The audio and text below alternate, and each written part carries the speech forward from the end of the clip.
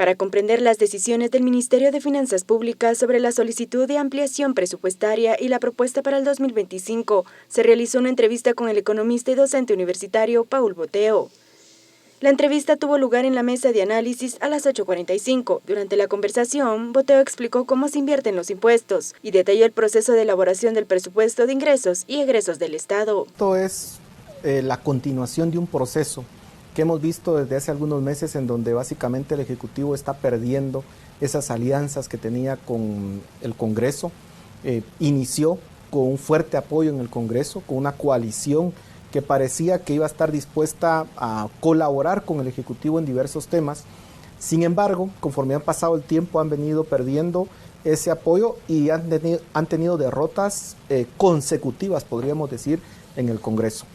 ¿Cuál es la explicación que le podemos dar a eso? Bueno, posiblemente la poca capacidad de negociación que pueda haber dentro del Ejecutivo, los posibles canales rotos que en su momento tuvieron con el Legislativo y que de alguna forma ya no están funcionando, y que de alguna forma pues nos está llevando a este escenario complicado, en donde vemos a un Ejecutivo que no cuenta con la colaboración esencial del Congreso. Y lo que preocupa, Mario, es que si queremos gobernabilidad, lo que hemos visto es que en el pasado, en nuestra corta historia democrática, es que sí se necesita cierto apoyo del Congreso para poder lograr esa gobernabilidad en términos, por ejemplo, de presupuesto, de iniciativas de ley que puedan ayudar a la población en ciertos temas urgentes.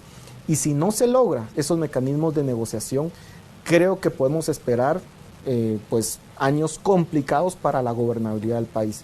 Por supuesto, no hay que quitar de este escenario que los diputados en general, no voy a decir que todos, pero lamentablemente en los últimos 2 periodos del Congreso, lo que vimos es que los diputados se manejaban por una serie de incentivos que se les daba desde el Ejecutivo.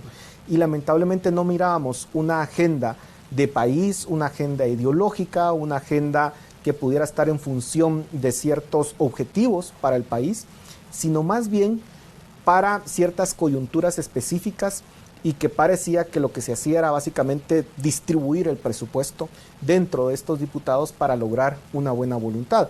Entonces creo que son los 2 elementos: una cultura que se creó en el Congreso de negociación a base de incentivos monetarios, de distribuir el presupuesto, y por otra parte la poca capacidad de negociación que pareciera que hay dentro del Ejecutivo para poder de alguna forma encontrar ese apoyo dentro del Congreso.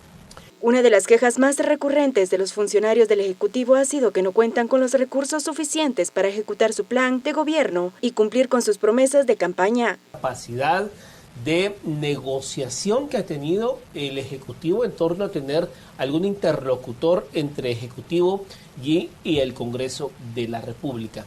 Digamos, cuando el gobierno cumplió 6 meses de mandato, el pasado 14 de julio, hubo cambios, ¿no? Se venía con una crítica consistente en cuanto a la comunicación social del gobierno de la República. Se hizo el cambio. Y pues bueno, digamos, continúa esta permanente crítica de que no hay capacidad de negociación.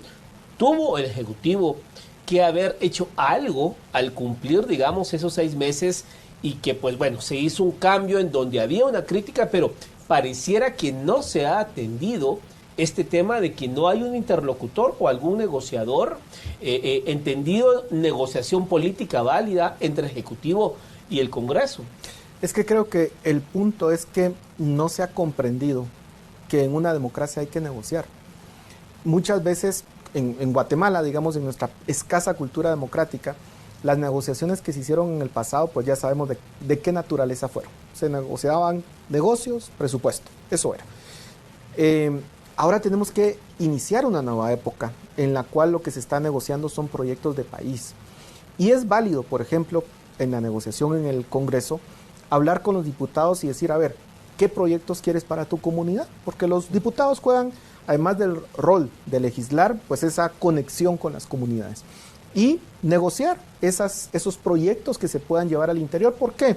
Porque si se hacen bien, estamos hablando de carreteras, puentes, infraestructura que se puedan llevar a las comunidades que son básicas y que para los diputados puedan representar. Beneficio para la población. Por supuesto, y que para los diputados pueden decir, miren, yo negocié, gestioné estos proyectos y aquí los traigo para la comunidad y eso le representa votos. Eso es válido en cualquier democracia.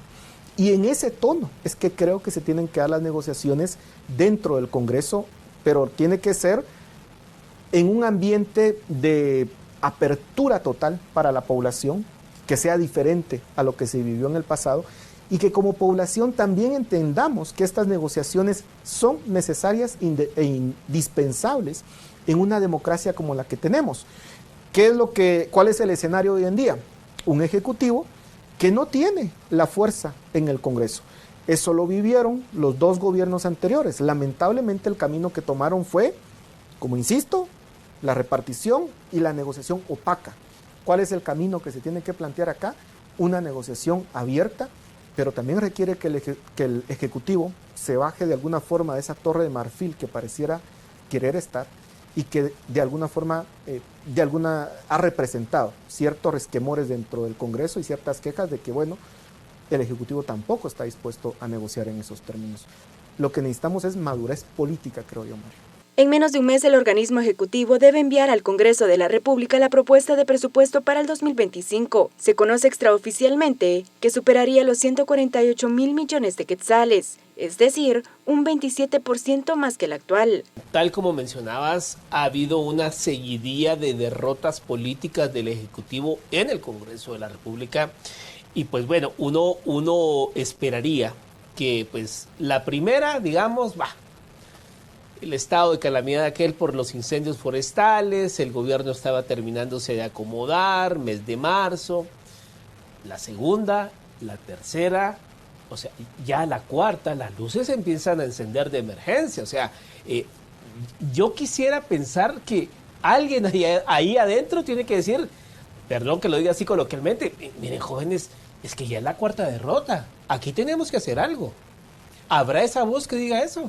Eso es lo que desde afuera pareciera que no existe, man.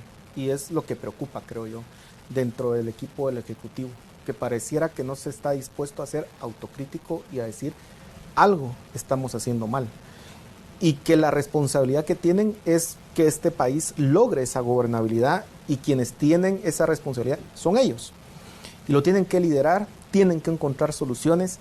No es fácil, porque hay que decir que sí hay, por supuesto, una fuerte oposición y un fuerte movimiento para tratar de impedir que este gobierno tenga éxito y que, por supuesto, hay un boicoteo constante. Pero ahí es donde tiene que haber, creo yo, una unión de fuerzas, de voces y de voces incluso disidentes dentro del Ejecutivo que pareciera que a veces no hay, que no hay esas discusiones de personas que pudieran tener distintos puntos de vista y que finalmente el presidente pueda tomar las decisiones en base a una discusión fuerte que pueda haber, pero que puedan ser autocríticos. Si no se logra cambiar el rumbo, yo lo que veo es que cada vez están mucho más débiles y sí tienen que tomar acciones, porque, a ver, la política no solamente es de intenciones, claro. La política es de resultados. Y aquí es donde creo que tienen que ser muchísimo más estratégicos y mucho más aguerridos en poder brindar soluciones. Por ejemplo, el tema de cómo se plantea una iniciativa de ley para poder destituir a la fiscal general.